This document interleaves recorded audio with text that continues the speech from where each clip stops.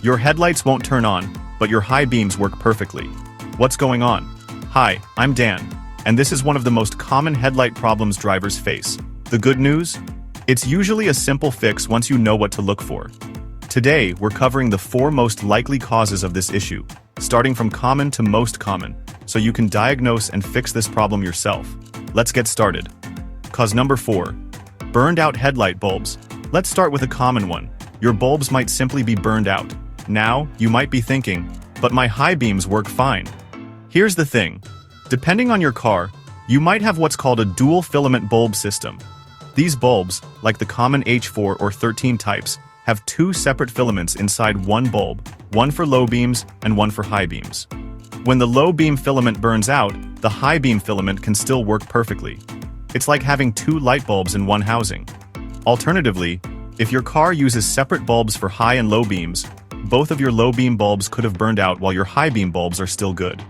This might sound unlikely, but it happens more often than you'd think, especially if one bulb failed a while ago and you didn't notice because the other side was still working.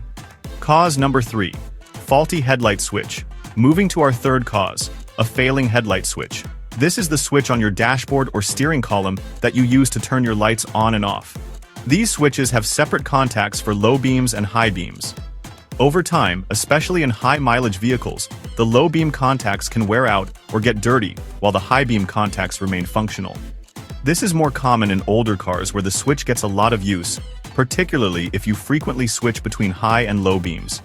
If your other lighting functions like turn signals or parking lights are also acting up, this points even more strongly to a switch problem. Cause number 2. Blown fuse. Coming in at number 2, a blown fuse. Here's something many people don't realize. Your high beams and low beams have separate fuses protecting their circuits. Head to your fuse box, which is usually under the hood or behind the dashboard, and look for fuses labeled something like headlight, low beam, or dipped beam. Your owner's manual will show you exactly which fuse controls what. Pull out the low beam fuse and inspect it. If the metal strip inside is broken or melted, that's your problem. Replace it with a fuse of the same amperage, and your low beams should work again. Just remember, if the new fuse blows immediately, you have a bigger electrical problem that needs professional attention. Cause number 1, failed low beam relay. And the number 1 most common cause, a failed low beam relay.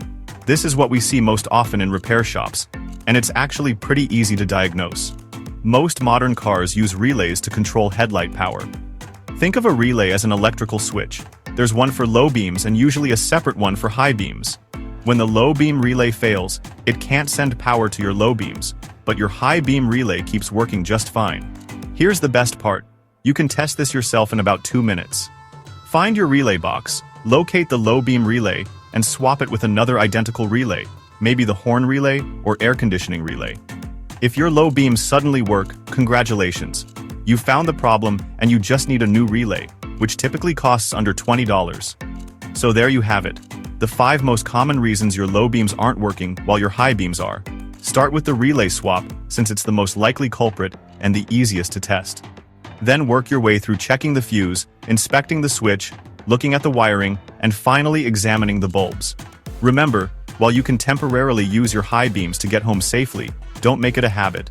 Most of these fixes are pretty straightforward, but if you're not comfortable working with electrical components, there's no shame in taking your car to a professional.